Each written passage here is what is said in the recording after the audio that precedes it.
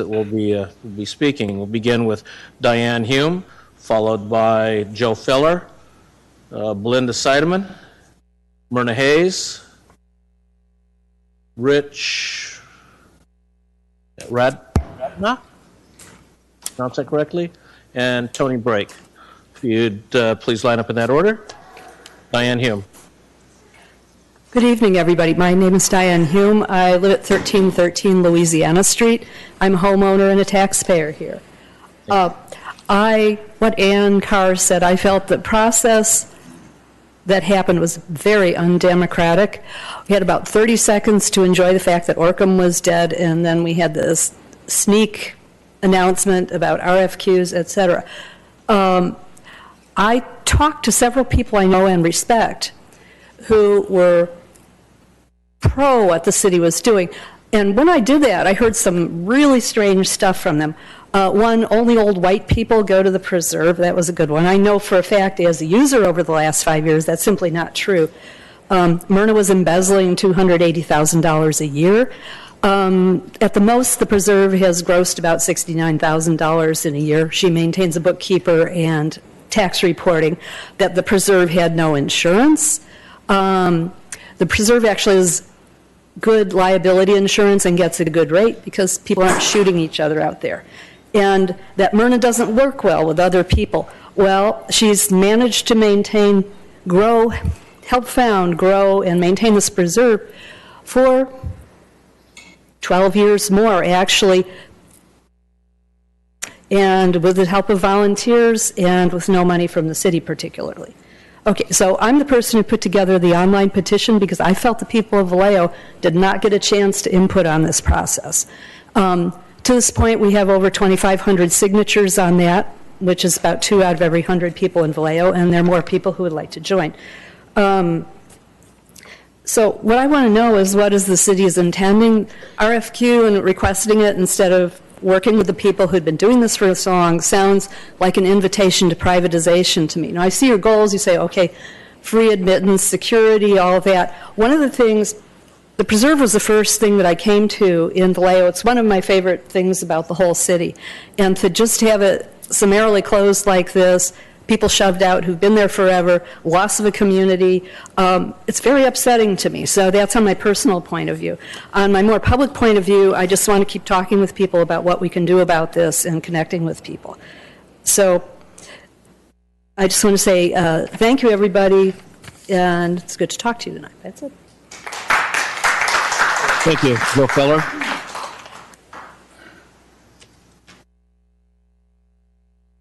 Thanks to Ms. Carr's comments earlier. I'm not going to revisit the secret meetings with the Nimitz group, but I do want to point out a couple things.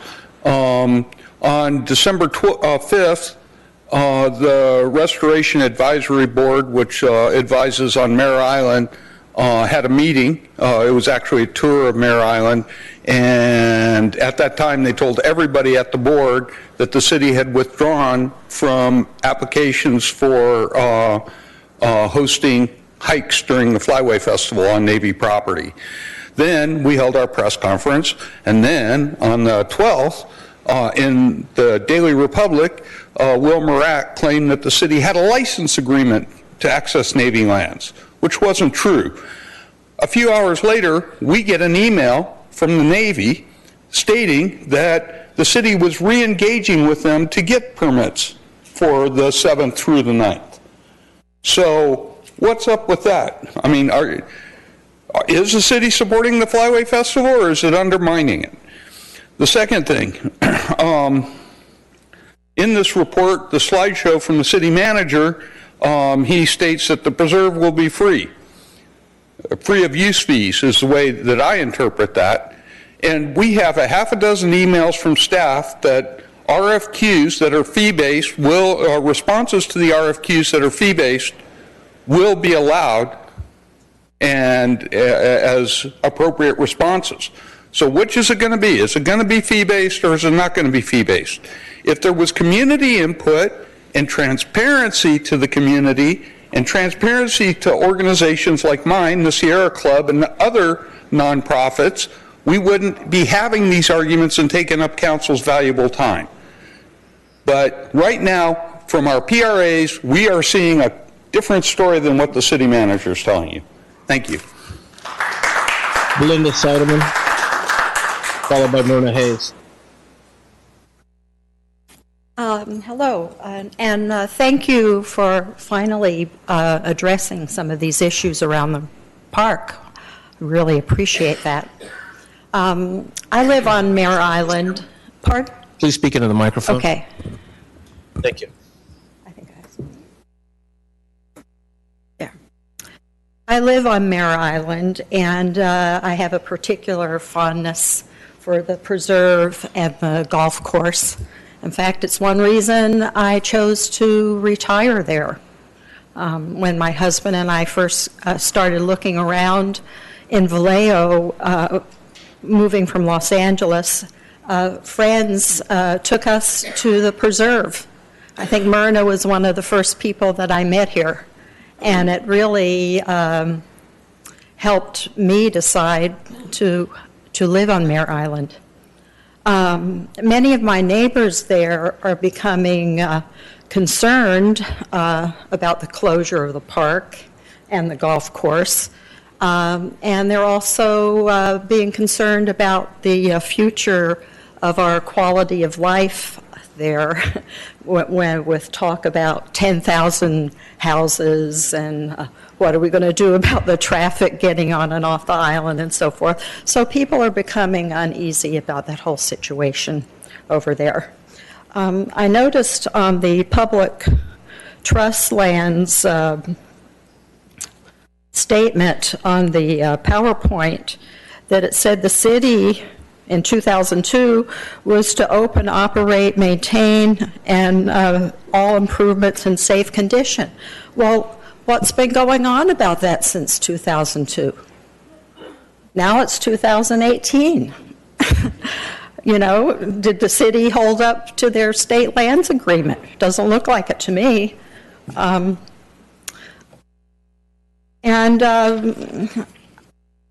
hope you'll take this opportunity to talk to Myrna Hayes about continuing with the 25th anniversary of the Flyway Festival. I hope, Mr. Nyhoff, when you said you were speaking to some people, that you made a call to Myrna and discussed it with her. I think it's a good opportunity to help mend this situation and a good opportunity for everyone to work this together. Thank you. Thank you. Myrna Hayes, followed by Rich. Sir, I'm going to mispronounce your last name. It looks like Raganox.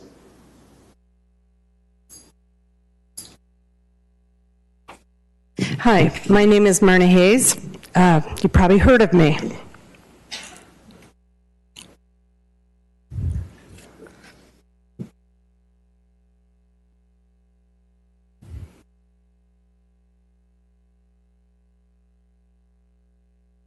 It's kind of a nice thing, isn't it? Silence.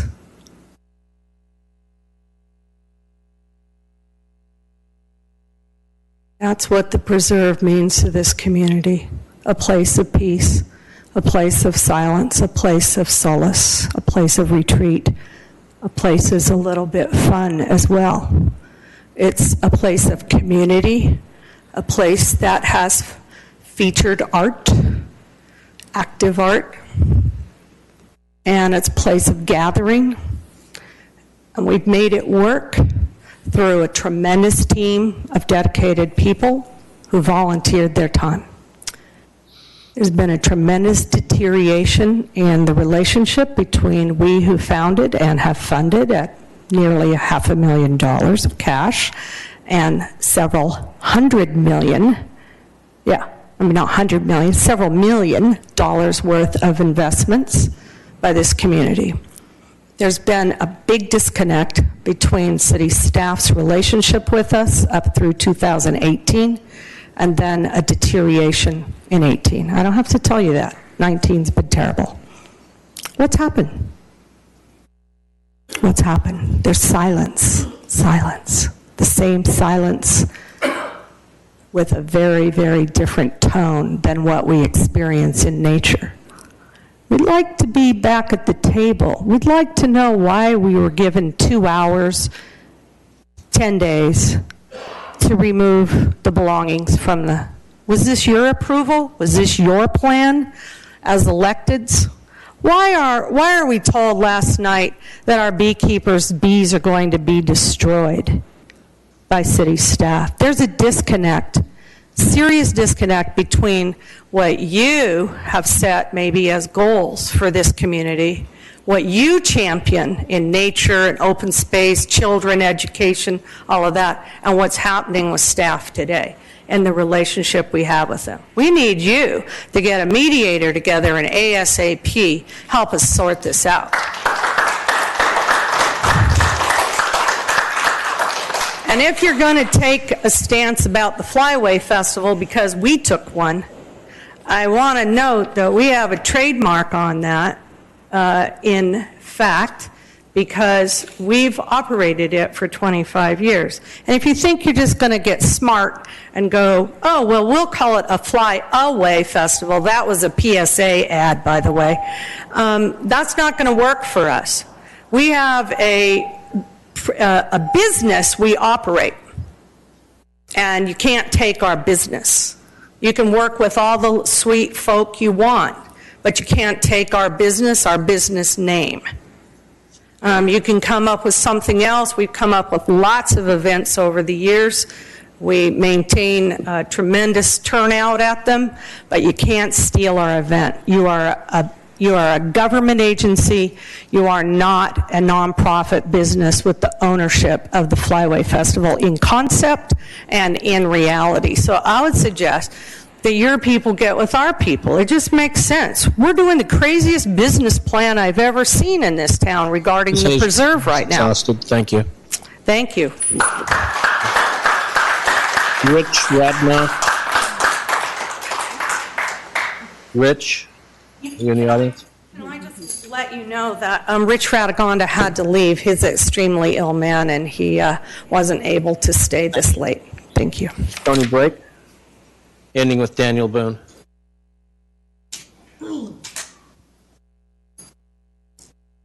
Thank you. My name is Tony Brake. I've been, since 2012, doing as a volunteer of the Golden Gate Raptor Observatory. I've done a lot of raptor nest monitoring in various locations.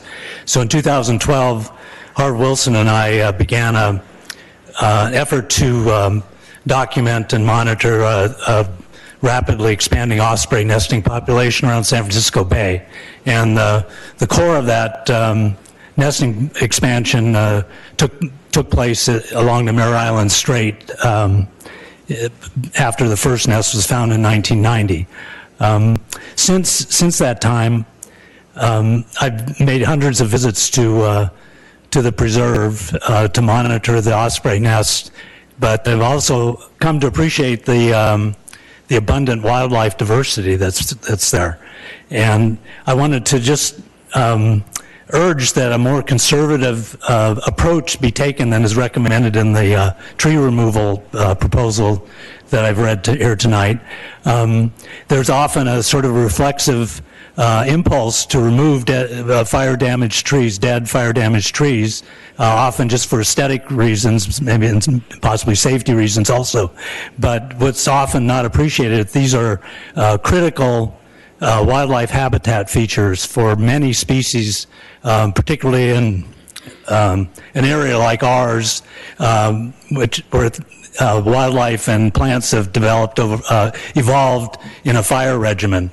And so many of the species that I see on the preserve are completely dependent on having dead trees available, and particularly woodpeckers, which then create cavities for many other species such as western bluebirds, tree swallows, and red-breasted nuthatches, which are all present on the preserve. So I just recommend that as many of these, even if they have severe fire damage, be left standing if possible, and unless they're like an immediate hazard, and often that can just be mitigated by removing limbs that might prevent provide this this damage and leave them as snags. These are very important features for wildlife, as I mentioned. There are several other raptor species that nest on the preserve, and such as, and includes white-tailed kite, which are on the CDFW special animals list. And also these osprey nests are particularly attractive, because the ones that are below the preserve trails, because you can actually see the young in the nest, which is not very often the case. Just one last little thing, I'd like to urge the use of putting up nest platforms to deal with any conflicts that the nesting may provide. Thank you. Thank you. Daniel Boone.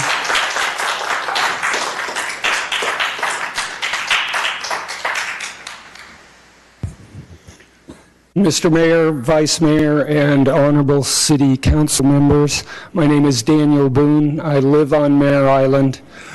I would urge the city and Mr. Nyhoff, Mr. Davis, they have the ability and the resources to get the Mare Island Preserve open again as soon as possible.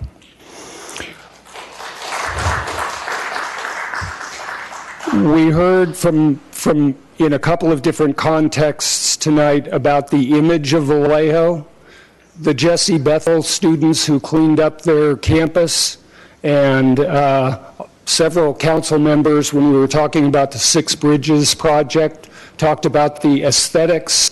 We all want to raise the image of Vallejo. A lot of good things are going on here. But over the last 13 years, people have come from all over the world and found their way to the Mare Island Preserve. Why? Because it's beautiful, it's a gem for our community. That is Vallejo's image. But hearkening back to what Ann Carr said, something's gone very wrong in this process where it feels like, and beyond Vallejo, people who use the preserve and are used to enjoying it are looking at the city of Vallejo and thinking, what's going on there? Why is the preserve closed? Yes, I understand there are safety issues, but the safety issues should be resolved as soon as possible. Certainly there aren't 124 trees that are waiting to fall on someone walking under them. And as the gentleman just said, fallen trees are important to natural environments. So I'm urging the city and the two gentlemen sitting to my right who have great expertise and knowledge to get the preserve open again as soon as possible. All I want to do is walk down a path. If there are some burned trees off to the side of the path, okay, that's nature. But get the preserve open, please. And lastly, work with Myrna Hayes and the people who have made the preserve for the last 13 years. They too have some expertise that is useful to our community.